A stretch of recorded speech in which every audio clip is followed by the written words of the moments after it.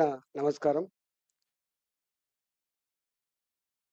మేము 25 ఏళ్లుగా రాజకీయాల్లో ఉన్నాం.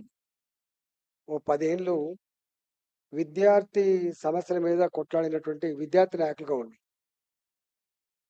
ఎంత ఎక్కువ తిరిగితే అంత ఎక్కువ జ్ఞానం కలుగుతది. గ్రామీణ ప్రాంతాల్లో ఎట్లా ఉందో ప్రజలే నాయకులకు ఆ సమస్యలు వివరించడం ద్వారా, ప్రజలే అధికారులకు ఆ సమస్యలు వివరించడం ద్వారా వాళ్ళకు సంపూర్ణమైన అవగాహన వచ్చేటువంటి ఆస్కారం ఉంది. సమాచారం తెలవడం వేరు, అవగాహన రావడం వేరు, వాటి పరిష్కారం కోసం పనిచేయడం వేరు. పనిచేసే వాళ్ళు కింద అధికారులైతే పాలసీలు చేసేటువంటి ప్రభుత్వాలు, రాజకీయ పార్టీలు ఉంటాయి.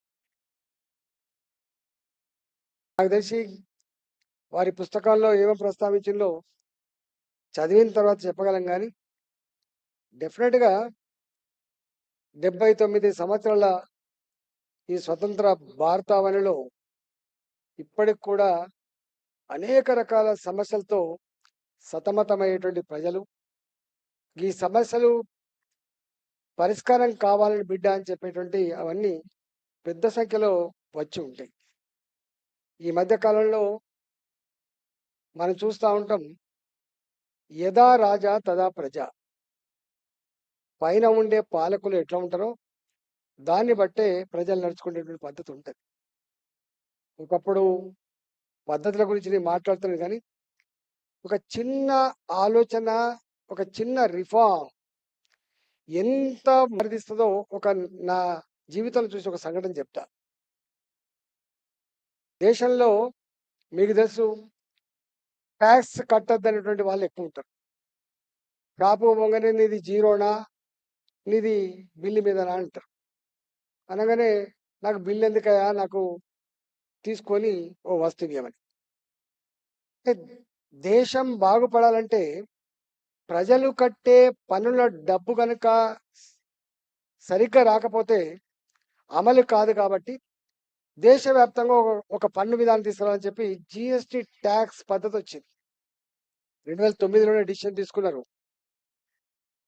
మోడీ గారు వచ్చిన తర్వాత దీన్ని తూచా తప్పకుండా అమలు జరగవలసిందే, లేకపోతే ఇన్ఫ్రాస్ట్రక్చర్ డెవలప్మెంట్ కాదు. మన పక్కకున్న చైనా ఎట్లా ఉన్నది, ప్రపంచం అంతా ఎటు ముందుకు పోతుంది.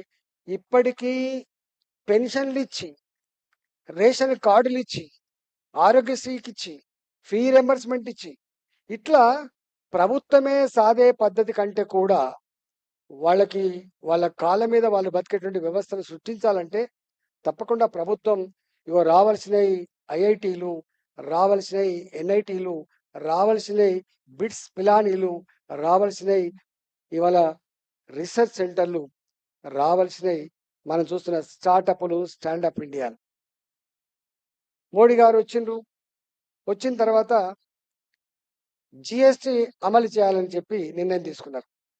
మేమంతా దాంట్లో మెంబర్లం, దేశమంతా తిరిగినాం. మేము ఒక ఆస్ట్రేలియాకి పోయినాం. ఒకరోజు ఒక 1 వీక్ కోసం ఆస్ట్రేలియాకి పోయినాం. పోతే వాళ్ళు అన్న మాట ఏంటంటే, నీ దేశంలో ఎడ్యుకేషన్ చక్కగా లేదు, నీ దేశంలో ట్యాక్స్ కట్టే కల్చర్ కూడా లేదు. మా దేశంలో ఇంత ఎడ్యుకేటెడ్ ఉన్న దేశంలో, ఇంత ట్యాక్స్ కట్టే కల్చర్ ఉన్న దేశంలో ఇది అమలు చేస్తే మా దేశంలో మా పార్టీ ఓడిపోయింది. మరి మీ మోడీ గారు ఏం చేయబోతున్నారంటే, మా మోడీ గారి పవర్ ఓరియంటెడ్ పాలిటిక్స్ కంటే కూడా పీపుల్ ఓరియంటెడ్ పాలసీ చేయాలని నిర్ణయించుకున్నాడు. నా దేశం బాగుపడాలని చెప్పి కంకణ కట్టుకోండి చెప్పి మేము చెప్పినాం. వాళ్ళు పరిశాన్ అయినరు. వచ్చినాం, 3 సంవత్సరాల తర్వాత రిపోర్ట్ వచ్చింది, అది పార్లమెంట్లో అమలైంది, పెట్టి సక్సెస్ అయింది. ఆనాడు 73,000 కోట్లున్న నెల ఆదాయం చేసి ఇవాళ 2.5 lakh crore రూపీస్. అంటే నాగేంద్ర లాంటి వాళ్ళు గ్రామీణ ప్రాంతాల్లో ఏ సమస్యలైతే వారికి దృష్టికి వచ్చినాయో ఇవి పరిష్కారం చేయాల్సినటువంటి బాధ్యత ప్రభుత్వాల మీద ఉంటాయి. మోడీ గారి ఒక్క నిర్ణయం ఇవ్వాలా, మీకు తెలుసో తెలియదో, ప్రపంచం మొత్తంలో డిజిటల్ ట్రాన్సాక్షన్స్